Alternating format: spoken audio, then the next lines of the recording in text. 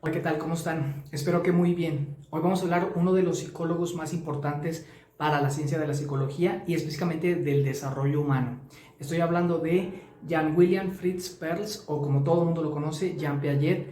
Es un biólogo genetista nacido en Suiza en 1896, muere en 1980 en su natal Suiza. Vamos a hablar un poquito de esta teoría tan conocida que es del desarrollo cognitivo, una de las teorías que más se le conoce a este autor. Se trata pues de cómo se va desarrollándose el infante hasta la etapa adulta, cómo va desarrollando ciertas funciones cognitivas, principalmente la del intelecto y la del razonamiento. Se trata de cómo el sujeto tiene una relación con el objeto, cómo lo va conociendo, cómo va desarrollando, digamos, estas funciones de reconocimiento, de entendimiento y también de manipulación de estos objetos para su propia utilidad. Bueno, primeramente tendríamos que decir que él estudió a muchísimos niños, incluyendo a sus 3 hijos, cosa que en la actualidad no sería muy bien recibido, no sería muy bien ético. Sin embargo, pues él nos aportó muchísimo.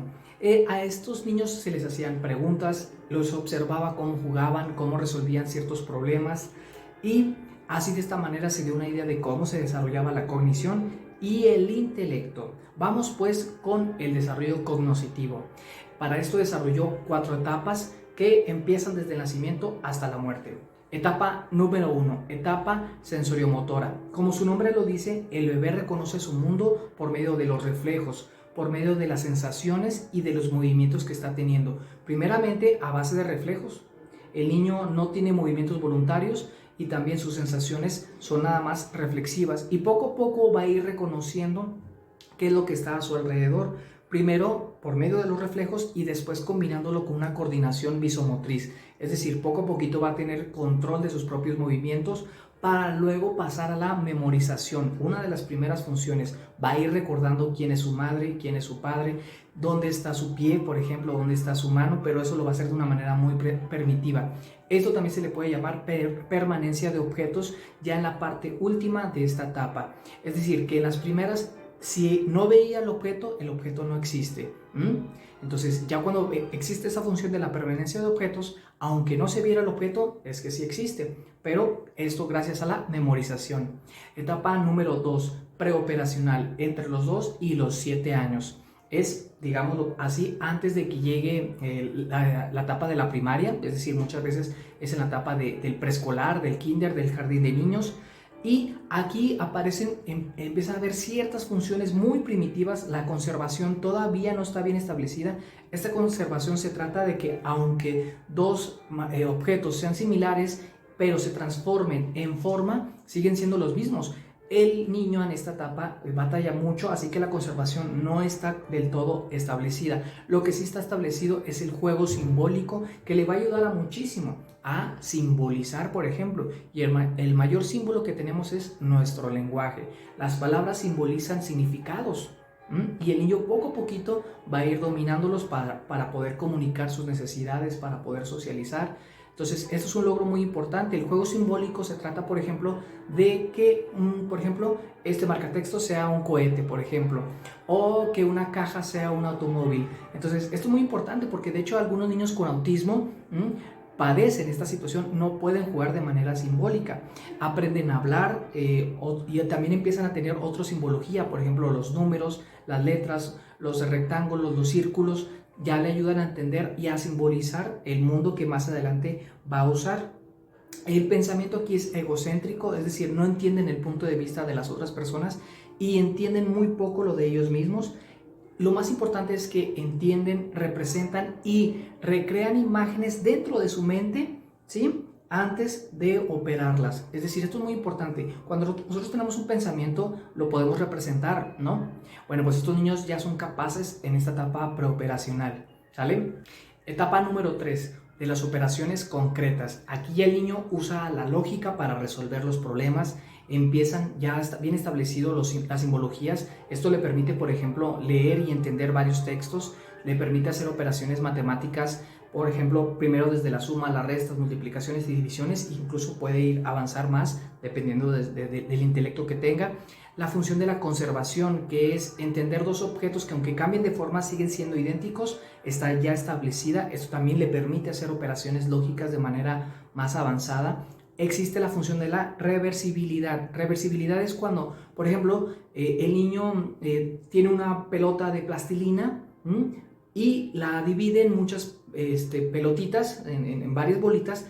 Él entiende que si las vuelve a juntar estas bolitas va a generar el mismo volumen de la bola original. Esto le ayuda a entender muchas operaciones, que por eso empieza la etapa de la primaria.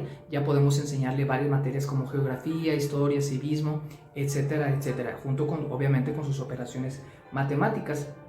Bien, pero todavía no puede tener una hipótesis o puede tener un pensamiento científico. O sea, ya cuando se establezca en la cuarta etapa, que es de las operaciones abstractas o también llamadas formales. Esto a partir de los 12 años en delante. ¿Aquí qué pasa? Bueno, pues el niño ya tiene la capacidad de tener operaciones hipotético-deductivas, es decir, tiene la capacidad para teorizar cosas. Por ejemplo, puede entender que si una persona come mal, se puede enfermar. Es decir, que aunque no tenga a la vista a la persona que come mal o una persona que tenga un sobrepeso o obesidad, bueno, puede entender que se puede enfermar. También puede entender ciertas teorías, por ejemplo, en física, en química, de una manera obviamente al principio muy inmadura, muy básica, pero después puede ir progresando poco a poco. Puede generar hipótesis, como les he comentado, es decir, ellos entienden de que si leen más o estudian más o le pueden preguntar a un compañero, les va a ayudar a entender tal o cual idea.